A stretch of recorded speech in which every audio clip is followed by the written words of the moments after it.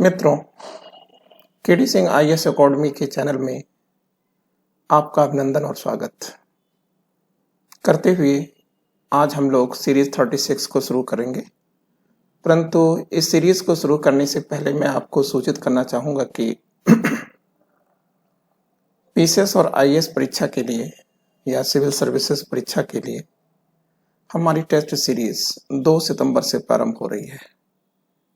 इच्छुक लोग कृपया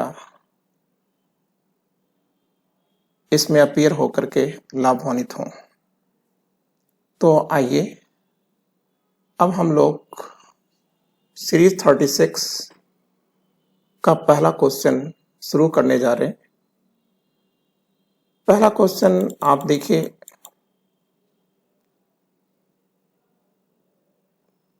किस सुल्तान की सेवा में महत्वपूर्ण पदों पर हिंदू अधिकारी भी नियुक्त थे? तो सबसे पहले हम लोग इसका आंसर कर दें। इसका आंसर है डी, मोहम्मद तुगलक। और अब हम लोग इसकी व्याख्या कर लेते हैं। देखिए, इसके पूर्व की सीरीज में भी हमने इस पर पूरा मैटर दिया है, लेकिन फिर भी मैं आपको याद दिला दूं कि मोहम्मद बिन तुगलक ने सेवा क्षेत्र में योग्यता का सिद्धांत दिया था। इसका मतलब यह है कि जो लोग योग्य हैं उन्हीं की नियुक्ति होनी चाहिए। मतलब सेवा क्षेत्र में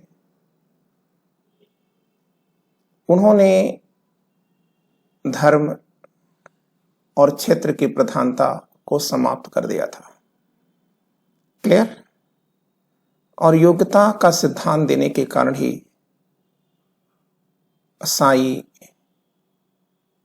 रतन, धारा, श्री राम जैसे गैर मुसलमान या आप कह सकते हिंदू लोग यह बड़े बड़े पदों पर आसीन होने में सफल हुए।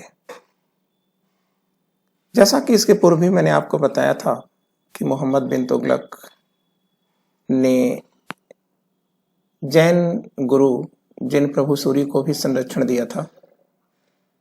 इसके साथ साथ उन्होंने हिंदुओं का जो त्योहार है होली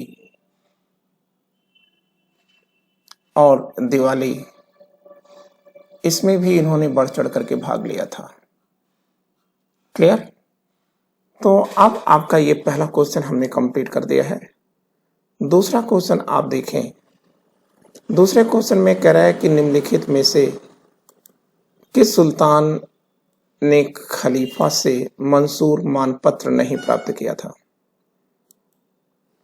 तो देखिए, अगर हम इसकी बात करें तो इल्तुतमिश ने तो प्राप्त किया ही था ना।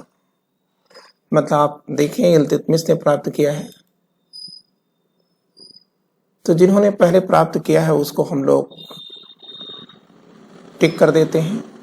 मोहम्मद बिन तुगलक ने भी प्राप्त किया था। फिरोज तुगलक तो आप जानते हैं कि 2 बार इन्होंने प्राप्त किया है मिस्र के खलीफा से। गयासुद्दीन तुगलक ने ऐसा कुछ नहीं किया था। तो हमारा जो आंसर आएगा वो आएगा गयासुद्दीन तुगलक। अब यहां पर थोड़ी सी व्याख्या आवश्यक हो जाती है कि क्यों गयासुद्दीन तुगलक ही है और ये मंसूर क्या है, मंसूर या मानपत्र क्या है। देखिए, इस्लाम में या इस्लामिक प्रशासन में सत्ता का अंतिम स्रोत खलीफा था। खलीफा ही सियासत का भी और इमामत का भी प्रमुख था। सियासत, राजनीति और इमामत धर्म, और ये दोनों ही जब सत्ताओं का यह अंतिम स्रोत था, तो ऐसी स्थिति में जो दुनिया के सियासतकार हुआ करते थे, जैसे सुल्तान मान लीजिए हिंदुस्तान में सुल्तान, तो ये सुल्तान अगर खलीफा से अपने पद को का सर्टिफिकेट प्राप्त कर ले या मानपत्र प्राप्त कर ले तो वह वैध हो जाता था। और जब ये वैध हो जाता था तो किसी मुसलमान को इस वैध सुल्तान का विरोध करने का अधिकार नहीं रह जाता था, क्योंकि यह धर्म विरुद्ध हो जाता था। ठीक है, तो हमारे देश में या सल्तनत काल में जो भी सुल्तान हुए थे, वे समस्त सुल्तान क्यों खलीफा से मानपत्र प्राप्त करना चाहते थे? तो आप कह दीजिएगा कि सर वो इसीलिए प्राप्त करना चाहते थे ताकि वो अपने को वैधानिक बना सके। क्लियर? तो इल्तुतमिश ने तो प्राप्त किया ही था बगदाद के खलीफा से। मोहम्मद बिन तुगलक और फिरोज तुगलक दोनों ने मिस्र के खलीफा से अपने पद को मान्यता प्राप्त किया था। ठीक है, वैसे तो मोहम्मद बिन तुगलक एक लंबे समय तक खलीफा की सत्ता को नहीं मानता रहा, लेकिन मोहम्मद बिन तुगलक के सामने एक प्रॉब्लम आई ये कि वह देखता रहा कि उसके विरुद्ध बगावतें ज्यादा हो रही हैं और चरमपंथी उसका आलोचना ज्यादा करते थे। तो उसने मिस्र के खलीफा की किसी भाई जिसका नाम गयासुद्दीन कहा जाता है, उसको अपने दरबार में बुलाया था, सम्मानित किया था और उन्हीं के पैरों को ही उसने अपने गले पर रखा था और कहा था कि आप ही मेरे जीवन दाता है। ठीक है, लेकिन गयासुद्दीन तुगलक ने ऐसा नहीं किया था। अब तीसरा क्वेश्चन आपके सामने आ रहा है। तीसरा क्वेश्चन है कि फिरोज तुगलक अपने साम्राज्य की समस्त खालसा भूमि का राजस्व अनुमान किससे करवाया था, किससे करवाए थे? ठीक है, तो इसमें कोई ऐसी चीज नहीं है कि जिसकी व्याख्या की जानी है, तो आप याद रखेंगे कि ख्वाजा हिसामुद्दीन। ठीक है, तो ख्वाजा हिसामुद्दीन से इन्होंने अपनी भूमि का सर्वेक्षण कराया था और सर्वेक्षण कराने के बाद लगभग 6.5 करोड़ टंका इन्होंने अपने राजस्व की मांग जनता के सामने रखी थी। ठीक है, और फिरोज तुगलक ने राजस्व इकट्ठा करने के लिए किस विधि का प्रयोग किया था? तो आप कह दोगे कि सर इजारेदारी विधि का प्रयोग किया था। इजारेदारी, या आप कह सकते हो ठेकेदारी का। ठीक है, या आप कह सकते हो मध्यस्थ का। मतलब सुल्तान से और जनता के बीच सीधा संबंध नहीं था, आप इस सुल्तान का ठेकेदार से और ठेकेदार का जनता से संबंध था। क्लियर? अब हम लोग फोर्थ क्वेश्चन देखते हैं, दारुल सफा क्या था? तो पुस्तकालय है, जन कल्याण विभाग है, राजकीय अस्पताल है, रोजगार दफ्तर है। तो आप याद रखिएगा कि पहले तो हम इसका आंसर कर देते हैं, यह एक गवर्नमेंट का हॉस्पिटल है या राजकीय अस्पताल है। अब थोड़ी हम लोग चर्चा यहाँ करना चाहेंगे कि देखिए दारुल सफा की स्थापना फिरोज तुगलक ने किया था। क्लियर? और ये है क्या? तो आप कहोगे कि सर देखो, यह एक हॉस्पिटल है, राजकीय अस्पताल है ये सर। ठीक है ना? और इसमें क्या होता है कि जो गरीब और लाचार लोग थे उनकी मुफ्त चिकित्सा की जाती थी। क्लियर हो गया? और अब इसके अतिरिक्त आप जानते हैं दीवानी बंदगानी भी था इनका, मतलब दास विभाग की भी इन्होंने स्थापना किया था। पांचवा है दलाइल फिरोज शाही किस विषय से संबंधित ग्रंथ है? ठीक है, तो आंसर अगर हम करें तो इसका आंसर आएगा चिकित्सा शास्त्र। ठीक है, अब देखिए दलाल फिरोज शाही के बारे में हम लोग जानते हैं। एग्जैक्टली दलाल फिरोज शाही यह ज्वाला देवी मंदिर की लूट से जो किताबें प्राप्त की गई थी उन्हीं में से कुछ किताबों का यह पर्शियन अनुवाद है, फारसी अनुवाद है। क्लियर हो गया? अब यहां हमको याद रखना होगा, ठीक है ना? क्या याद रखना है आपको? ये याद रखना बहुत जरूरी है कि इसका ट्रांसलेशन किसने किया था। तो आप कहेंगे सैयद किरमानी और अप्पाउद्दीन ने किया था। सैयद किरमानी और अप्पा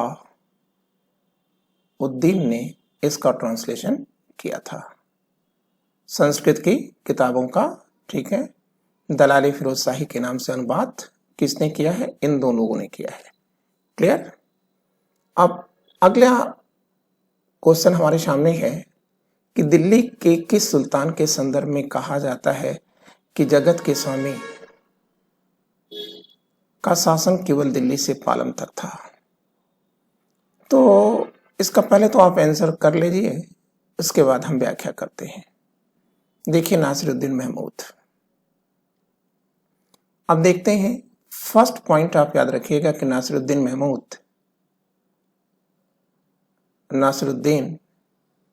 महमूद यह तुगलक वंश के अंतिम शासक हैं। ठीक है, अंतिम तुगलक हैं या तुगलक वंश के अंतिम शासक हैं। क्लियर है? और अब आप याद रखिए, अगर आप समय चाहते हो लिखना तो आप कह सकते हैं कि 1394 से सर 1413 तक इनका शासनकाल है। और इन्हीं के काल में तैमूर लंग का आक्रमण हुआ था। तैमूर लंग के जब आक्रमण होता है 1398 में, तो पूरी जो व्यवस्था है वह तितर बितर हो जाती है। और इसी का फायदा उठा करके, ठीक है, जौनपुर ने अपने को एक स्टेट के रूप में, जौनपुर में कौन शासन कर रहा था? सरदार कौन थे? सरकी। तो जौनपुर के सरकियों ने जो है जौनपुर को एक स्टेट में बदल दिया था, स्वतंत्र कर लिया था। और ऐसी स्थिति में आप ये भी याद रखिएगा कि नासिरुद्दीन महमूद के जो चाचा हैं नसरत शाह, फिरोज तुगलक के बेटे हैं, इन्होंने भी बगावत करके और साम्राज्य को दो भागों में बांट दिया था। तो नासिरुद्दीन महमूद ने दिल्ली से शासन किया था, जबकि नसरत शाह ने फिरोजाबाद से शासन किया था। तो ऐसी स्थितियों में जो साम्राज्य था ये सिकुड़ करके बहुत छोटा हो गया था। ठीक है, और इसी छोटे साम्राज्य के बारे में, ठीक है, ये स्टेटमेंट जारी किया गया है। क्लियर?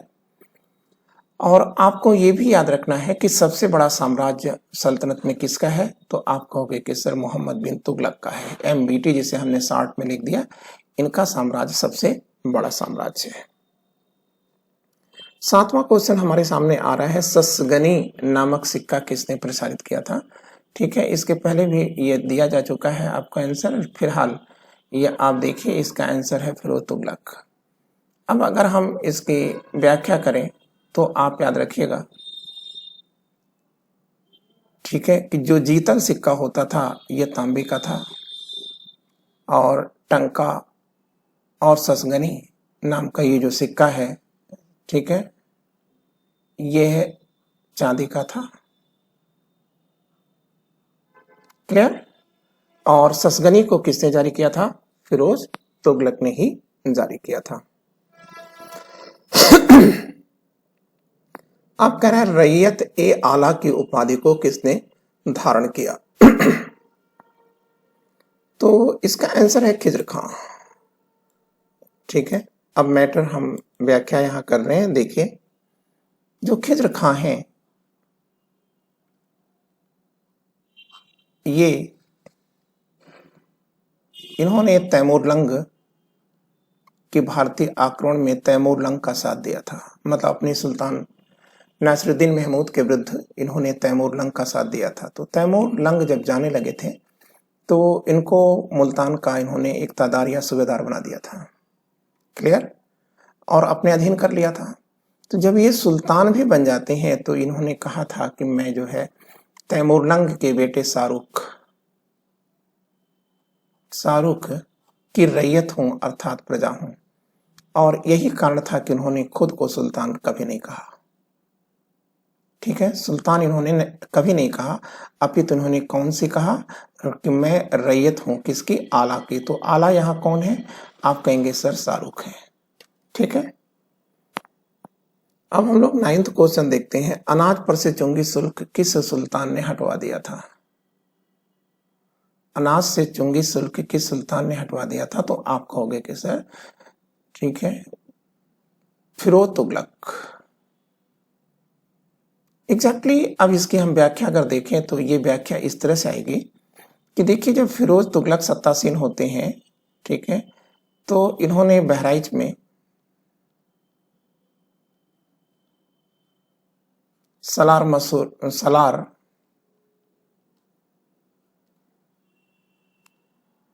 मसूद की मजार पर जाकर के यहीं से उन्होंने 24 प्रकार के करों को समाप्त करने की घोषणा किया था। ठीक है, तो ये जो 24 प्रकार के कर हैं उसमें से 2 कर बहुत महत्वपूर्ण थे। एक था राहदारी, ठीक है, और दूसरा था ये अनाज से चुंगी शुल्क को हटाना। क्लियर? तो अब हम लोग देखते हैं अगला पॉइंट। गरीब मुस्लिम लड़कियों के विवाह के लिए राज्य की ओर से आर्थिक सहायता किसने शुरू की थी? ठीक है, तो आप कहेंगे दीवानी खैरात नाम से फिरोज तुगलक ने शुरू किया था।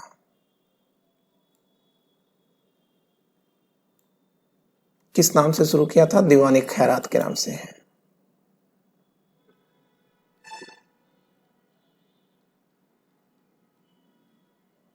और अब अगला पोर्शन हम लोग देखेंगे कि सिकंदर लोदी भी लिखा हुआ है, ठीक है, बहलोल लोदी भी लिखा है, ए और बी दोनों लिखा है।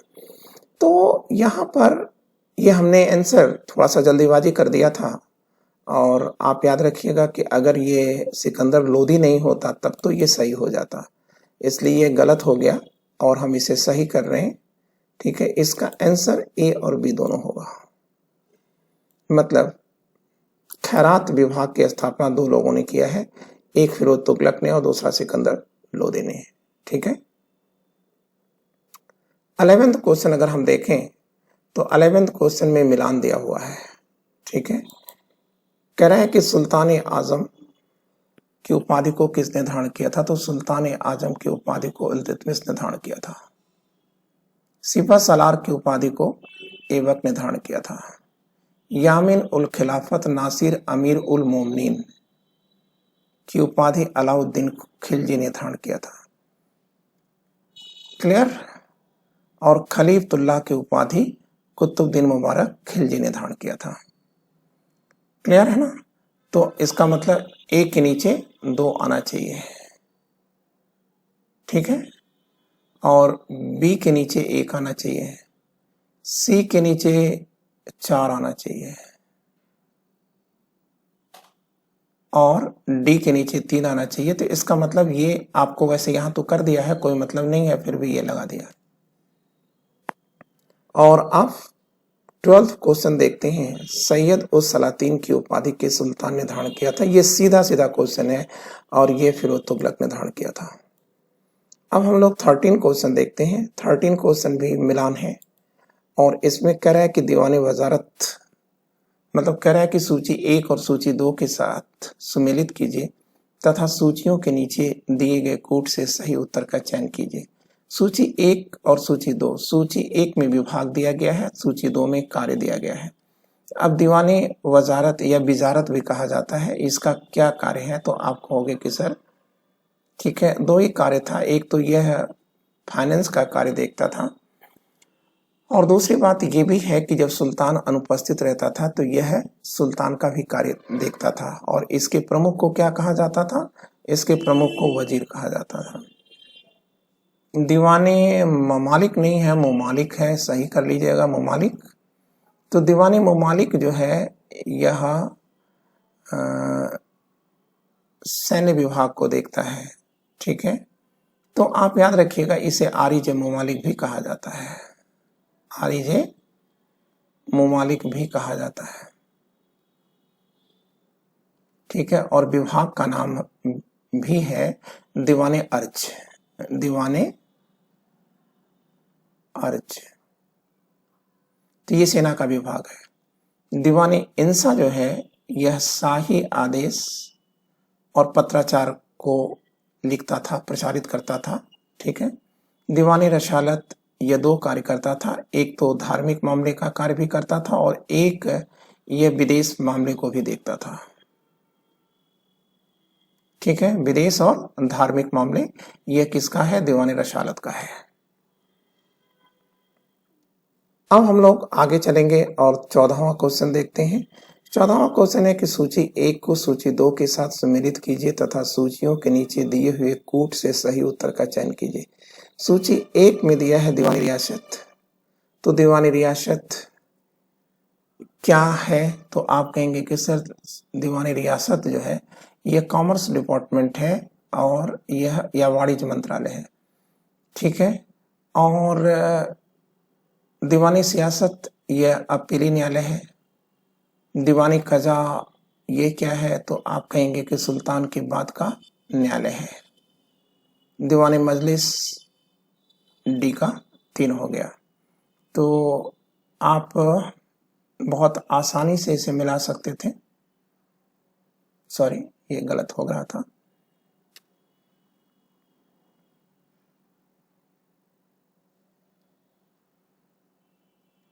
दीवानी कजा हो गया। अब आप मिलाना चाहें तो आप बड़े आसानी से मिला सकते हैं। ए और बी के क्रमशः है, सही है, मतलब 1 2 है और सी के नीचे ये 4 आ रहा है, सी के नीचे 4 आ रहा है, तो ये इसका आंसर हो गया, ठीक है। और अब हम 15 क्वेश्चन देखते हैं। 15 क्वेश्चन कह रहा है कि सल्तनत काल में शाही कारखानों के अध्यक्ष को क्या कहा जाता था, तो इसका आंसर है मुतसरिफ कहा जाता था, ठीक है। और थोड़ी व्याख्या आवश्यक है। देखिए मुंसरिफ क्या है, तो आप कहेंगे कि सर यह महालेखाकार था,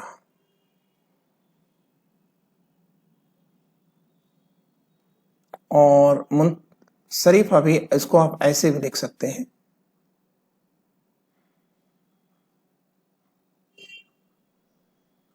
ठीक है। और मुस्तैफी यह महालेखा परीक्षक है,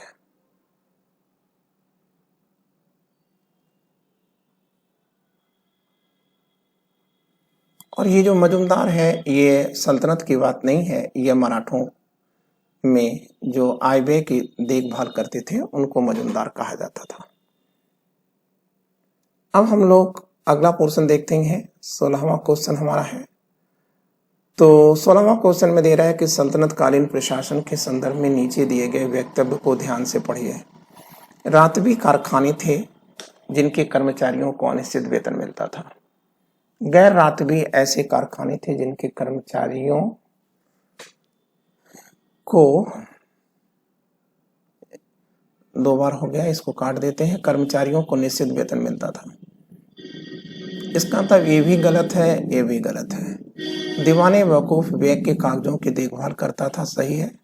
दीवाने वकूफ विभाग की स्थापना जलालुद्दीन खिलजी ने किया था, ये भी सही है। अब कह रहा है कि कूट से चुनिए, तो इसका आंसर आएगा 3 और 4। अब यहां थोड़ी व्याख्या जरूरी है। देखिए जो रातवी कारखाना है इसमें क्या होता था, ठीक है। पहली चीज, जो कारखाने थे इसमें सुल्तान या अमीरों की आवश्यकता की जो वस्तुएं होती थी उनको निर्मित किया जाता था। लेकिन यहाँ पर रातवी जो कारखाने हैं इसमें अनिश्चित नहीं निश्चित वेतन मिलता था, ठीक है, क्योंकि ये वर्ष भर चलते रहते थे। और गैर रातवी ऐसे कारखाने थे जिनके कर्मचारियों को ये निश्चित काट दीजिएगा, यहाँ अनिश्चित कर दीजिएगा, मतलब उलट दिया गया है मैटर को, ठीक है। अनिश्चित वेतन मिलता था, क्लियर है। लेकिन आप याद रखिएगा कि सल्तनत काल में गुजरात से 2 प्रकार के वस्त्र निर्मित होते थे। एक तो मलमल, और ये मलमल कच्छ में निर्मित होता था, ठीक है। एक है पटोला, क्लियर। लेकिन जो गर्म कपड़े की बात आती थी वो गर्म कपड़े सल्तनत काल में, स्पेशली मोहम्मद बिन तुगलक के काल में, ये सिकंदरिया से भारत लाए गए थे,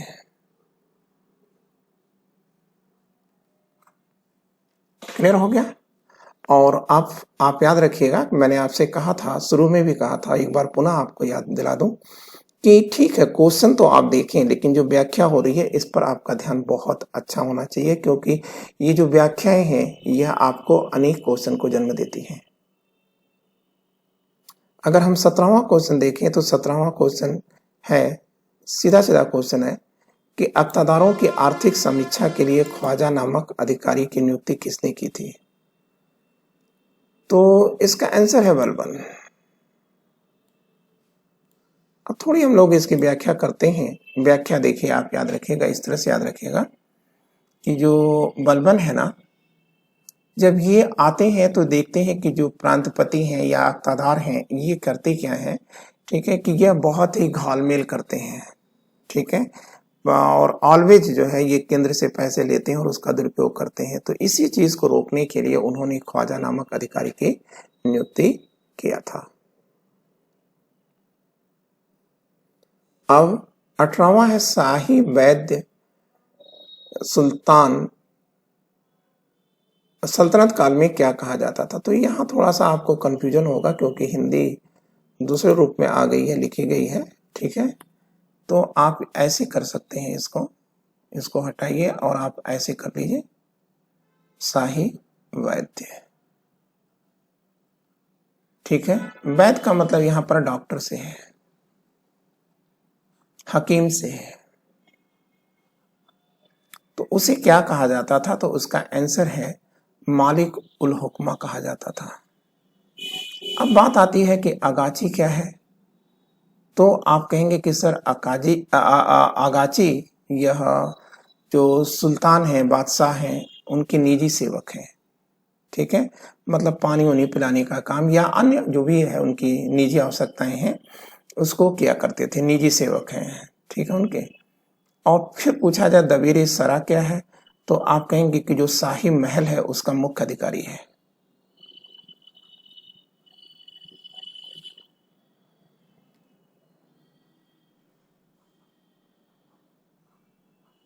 अब हमारे सामने अगला जो टॉपिक जा रहा है वो है कुर्बेक। ये कुर्बेक क्या है, तो आप कहेंगे कि जब युद्ध चलता था या कहीं पर बादशाह जाता था, ठीक है, या सुल्तान जाता था, तो ये शाही पताका को लेकर आगे आगे चलते थे। पताका मतलब झंडे को लेकर के ये आगे आगे चलते थे। क्लियर। अब हम लोग 19 क्वेश्चन देखते हैं। 19 क्वेश्चन कह रहे हैं कि सल्तनत काल में प्रांतों को क्या कहा जाता था। एक लिखा है, देखिए ये विलायत लिखा है, तो विलायत तो कहा ही जाता था। सूबा ऐसे होना चाहिए था, सूबा ये भी कहा जाता था, ठीक है। और ये सिख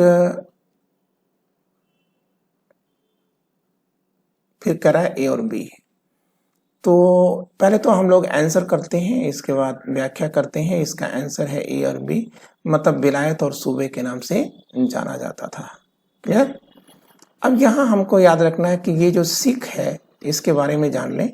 जो सिख है ना, यह सिख यह बलबन द्वारा पहली बार सृजित किया गया था 1279 में, और इसका मतलब होता है डिस्ट्रिक्ट या जिला।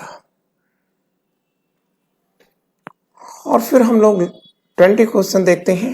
20 क्वेश्चन अंतिम क्वेश्चन है, जिसमें हमारे सामने कह रहा है कि 4 विकल्प दिए गए और कह रहा है कि इन चारों विकल्प में जो असत्य है आप उसको निशान लगाएं।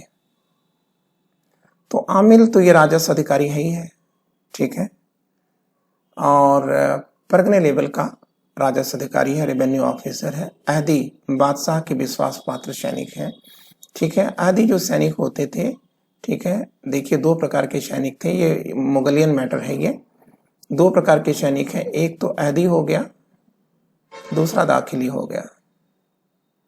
तो अहदी की जो नियुक्ति होती थी वो सुल्तान नहीं, बादशाह द्वारा बादशाह के लिए होती थी। दाखिली की भी नियुक्ति बादशाह करते थे, परंतु ये सेवा मनसबदार के अधीन रहकर करते थे। क्लियर। और मनसबदारों के इनकम से ही दाखिली का पेमेंट भी जारी किया जाता था, जबकि अहदी केंद्रीय है, इसलिए केंद्रीय उसको वेतन दिए जाते थे, केंद्र से ही वेतन दिए जाते थे। अगाची बादशाहों, अभी हमने आपको इसके पहले भी इसकी व्याख्या कर रखा है, तो इसका मतलब ए भी सही है, ए भी सही है। अताबेग जिले का प्रमुख वित्त अधिकारी है, नहीं, अताबेग ऐसा नहीं है, यही आपका आंसर होगा। तो हम लोग इसका आंसर लगा देते हैं पहले। अताबेग ही इस प्रश्न का आंसर है। और अताबेग, अब यहाँ प्रश्न उठता है कि अताबेग क्या था। तो आप ये कह सकते थे कि जो तुर्की सुल्तान माइनर होते थे, मतलब अल्पव्यय होते थे या अल्पवयस्क होते थे, तो इन्हीं तुर्की सुल्तानों का जो संरक्षक था उसे अता बेग कहा जाता था। आपने अगर जब बाबर पढ़ा होगा तो वहां पर अतका खैल नाम की एक संस्था थी जिसके प्रधानमंत्री, ठीक है, मैडम महामनगा थी। तो मित्रों, ये हमने आपके बीच में 20 क्वेश्चन किए, और 20 क्वेश्चन के साथ अगर आप इनकी व्याख्याओं को जोड़ लेंगे तो यह लगभग 60 क्वेश्चन बनते हैं। और हमने आपको याद दिलाया था, ठीक है, बताया भी था आपको कि हमारी पीसीएस की सीरीज क्विकली शुरू होने जा रही है, ठीक है। और अब इतना ही रहेगा आज। आपसे अनुमति चाहता हूं। नमस्ते, जय हिंद।